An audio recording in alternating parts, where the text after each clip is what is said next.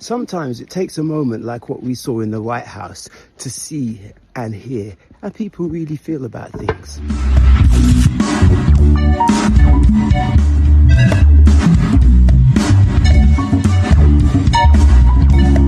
To witness this in real time, though I believe it was a good thing, because your regular person rarely gets to see or understand what goes on behind the scenes where these very powerful figures get together. My take, please let me know what you think in the comments, although my take on this is, if I'm in somebody's house, there's a certain level of respect I want to show to them.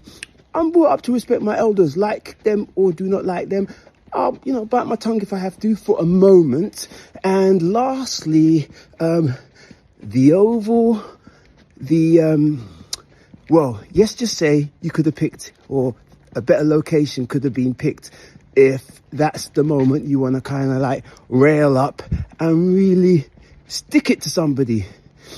So let me know what you think about these clips. Some of them are what happened just after, and some of them are today's take on the whole verbal altercation and political debacle. Insulting to the United States of America. Look, this is one of the great moments in the history of American diplomacy. The way that President Trump and J.D. Vance stood up for American interests on the world stage, the way that President Trump defended Americans after years of being fleeced and abused and taken advantage of and taken for granted, millions of American hearts swelled with overflowing pride today to watch President Trump put Zelensky in his place. The only reason that Zelensky has a country, that Zelensky is in power, is because of the United States. Americans have suffered economically, funding this war now for years. American security has been degraded, our stockpiles depleted, our ability to project power in other regions of the world negatively affected to protect and defend Ukraine. Americans probably don't even know the true extent of just how much military support on multiple levels and fronts America has provided to Ukraine. And then this man shows up in the Oval Office and lectures us, says we have to do more, says we're not as good as Europe, says that we need to provide them a forever war guarantee, fight Russia till the end of time. No American watching that today says they want to send their sons and daughters to die on behalf of Zelensky. And President Trump was clear and firm and principled, saying either you're our partner for peace in ending this war, or we can't work with you. And Zelensky, for the first time since this has begun, finally met a Western leader willing to assert their own interests, the interests of their own. Today, as you know, with President Zelensky, and I would say it didn't work out exactly great from his standpoint. I think he very much overplayed his hand. We're looking for peace. We're not looking for somebody that's going to sign up as strong power and then not make peace because they feel emboldened, and that's what I saw happening. I'm looking for peace. We're not looking to go into a 10-year war and play games. We want peace. And it was just my impression that if we You've arrived at Peckham Rye. He's looking for something that I'm not looking for. He's looking to go on and fight. We're looking to end, as you know, with President Zelensky, and I would say it didn't work out exactly great from his standpoint. I think he very much overplayed his hand. We're looking for peace. We're not looking for somebody that's going to sign up as strong power and then not make peace because they feel emboldened, and that's what I saw happening. I'm looking for peace. We're not looking to go into a 10-year war and play games. We want peace. And it was just my impression that if we do that, if we sign up, he's looking for something that I'm not looking for. He's looking to go on and fight. We're looking to end the death. 2,000 people died this week. Soldiers, more than that, but 2,000 approximately people died this week. Young Ukrainians and Russians. And somebody would say, why do you care about Ukraine and Russian soldiers? I care about them. I care about everybody. And we're not doing that. Now, if we don't do anything, he's going to have to make peace, but he's dealing with a very weak set of cards. If we sign, he's dealing with a very strong set of cards, and then he doesn't want to make peace. So that's where we are. It's very simple. I'm not looking to get into anything protracted. I want immediate peace. President Putin is going to want to make, and he wants to end it. And you saw what I saw today. This is a man that wants to get us signed up and keep fighting, and we're not doing that. Not for this country. He's got to say, I want to make peace. He doesn't have to stand there and say about Putin this, Putin that, and all negative things. He's got to say, I want to make peace. I don't want to fight a war any longer. His people are dying. He doesn't have the cards, just so you understand it, okay? I can tell you. Well, he says he wants it now. He wants to come back right now, but I can't do that. I can't. He didn't want to do about ceasefire. A ceasefire could take place immediately. A contract, if you want to end the war, you sign up an agreement. That's going to take a period of time. It takes time. That was not a man that wanted to make peace. And I'm only interested if he wants to end the bloodshed. Thank you very much, everybody. There he is, French kissing Macron. That's not what we said. He's a smart customer, I will tell you that. And then Starmer had his belly rubbed. It is my pleasure to bring from His Majesty the King a letter. He sends his best wishes and his regards, of course, but he also asked me to bear this letter and bring it to you. So can I present the letter from the King to you? Thank you very much. I have a great warm spot for your country. And our trade, obviously, is fair and balanced, and in fact, you've got a bit of a surplus, so we're in a different position. Well, contrast that with what happened today with Zelensky. Your country is in big trouble. I know. You're not winning. I know. You're not winning this. You have a damn good chance of coming out okay because of us. Oof, J.D. Vance got involved, and one US minister even criticised Zelensky for not wearing a suit. Second question. My second question for President Zelensky. Why don't you wear a suit? Why don't you wear a suit? You're at the highest level in this country's office, and you refuse to wear a suit. Just want to see if do you own a suit? Yeah, problems. A lot of Americans have problems with you not respecting. I don't have such. Office. I will wear a costume after this war will finish. Oh, it doesn't get better the more you look at it, does it? Anyway, all of that ultimately culminated in Zelensky being booted out of the White House and told to come back when he's, quote, ready for peace. No deal has been signed as well. But some breaking news to bring to you right now. Yes, that's right. Kier Starmer has just in the last few moments expressed his, quote, unwavering support for Ukraine after speaking with both US President Donald Trump and Ukrainian President Volodymyr Zelensky. That's following a heated exchange in the White House. So I'm going to read you now what Downing Street have had to say. They basically said, yeah, absolutely, look, we have got unwavering support for Ukraine. Now, bear in mind that yesterday, Kier Starmer also pledged to give Ukraine more military aid than we've ever given them before. So interesting times. We've got a lot to talk to, but before all of that, I want to go down the pub with Adam Brooks because we want to know what people in that pub, the three cults, are talking about when it comes to this.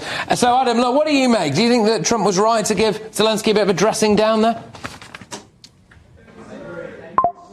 I think everyone's in disbelief. A few people, customers I've spoken to, it was almost like watching a movie. Patrick, you know, I've never seen anything like it in my life. And you say, are you Team Trump or Team Zelensky? I think most of us at home are Team Peace, and we just want peace, you know, and I think only America can bring an end to this conflict. So even though I didn't like really what I see earlier, I just hope that things can be worked out and we can end this war. Because as Trump did reiterate in that meeting, there's like 1 million or so casualties and people dead in this conflict. Young men that do not want to fight, young men that have left their families. So it's in all of our interests for this conflict to end, and only Donald Trump can do that. His methods can be quite uncouth, and, you know, I didn't like what I see earlier, but, you know, hopefully They can come back together. They know where they are. You know, they've let off steam, both of them, and hopefully now they know there can be no nonsense. It has to be what's right for Ukraine and what's right for America and the world, and we can see an end to this conflict. Absolutely. Well, Adam, thank you very much. Thank you for letting us come down your pub again. It looks like it's... Finish? Okay. Yes, maybe one. Maybe something like yours, yes. That'd be great. Maybe something better, I don't know. I do like your clothing, by the way. Yeah, really? Even though I think he's a great guy, by the way. But I don't know if you two like each other. But you know what? I think he's dressed. I think he's dressed I like beautifully. this guy. I don't know I think him. he's dressed beautifully. So, Everyone seemed friendly, about to eat lunch, just doing what they do. Then, for some reason, Zelensky got an attitude. I want to see if we can get this thing done. You want me to be tough? I could be tougher than any human being you've ever seen. I'd be so tough. But you're never going to get a deal that way. So that's the way it goes. The path to peace and the path to prosperity is maybe engaging in diplomacy. We tried the pathway of Joe Biden of thumping our chest and pretending that the President of the United States' words mattered more than the President of the United States' actions. What makes America a good country is America engaging in diplomacy. That's what President Trump is doing. he killed our people, and he didn't exchange prisoners. We signed the exchange of prisoners, but he didn't do it. What kind of diplomacy, JD, you are speaking about? What do you mean?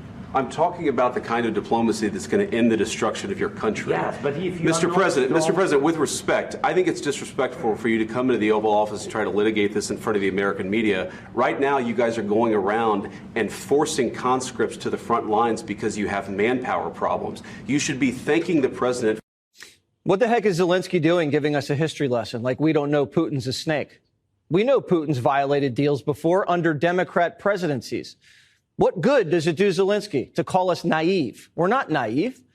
If anyone's naive, it's Zelensky. He didn't even think Russia was going to invade, even when Biden's CIA was like, guy, they're going in. And if you don't think you can do a deal with Putin, then why are you even here? Joe Biden's in Delaware. This is a new group. Do you disagree that you've had problems bringing people into your military? And do you think that it's respectful to come to the Oval Office of the United States of America and attack the administration that is trying to prevent the destruction of your country? Well, first of all, during the war, everybody has problems. Even you, but you have nice ocean and don't feel now, but you will feel it in the future. God bless. You don't know that. God bless. God bless. You will not have a war. Don't tell us what we're going to feel.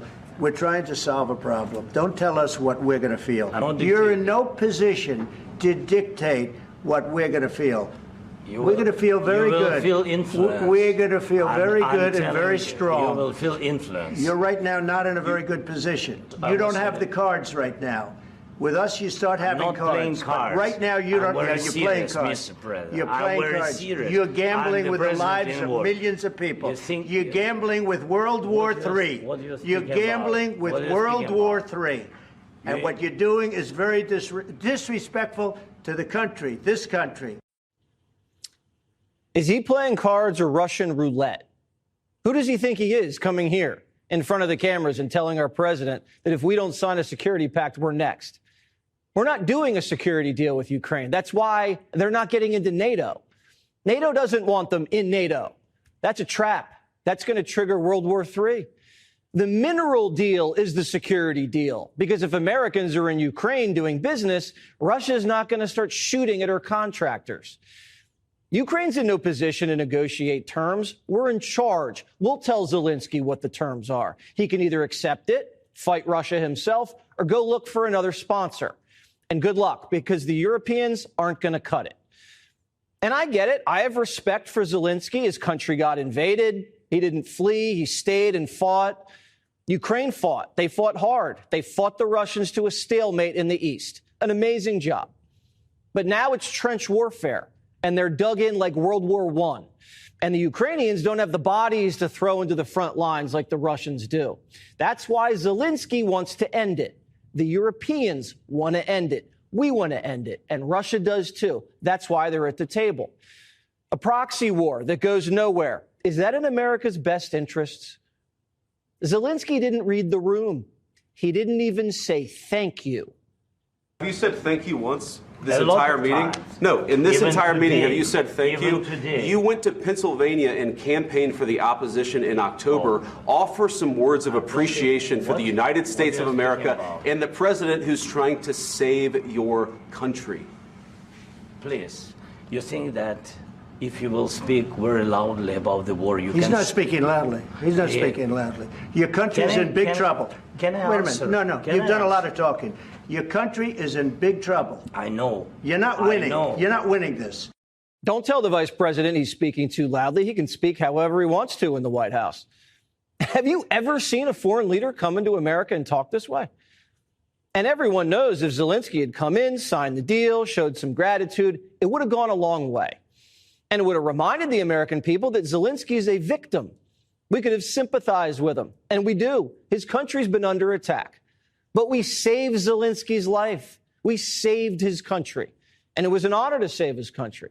And if you want to have an attitude because war is hell and you're fighting for your survival, I get that. But do it in private. I hope that made some kind of sense to you. Please let me know what you think in the comments. The story's going to roll and roll and grow larger by the moment. I mean, over in the UK, Starmer's already met with Zelensky. There's certain things they have agreed to and have planned. Today, Sunday, the other European leaders met again with Starmer and Zelensky. Haven't checked yet to see what the outcome of that resulted in. So look out for the next installment. For now, you've been listening to Oni Radye here at CornerSpeak. Be good, be safe, be creative. We out.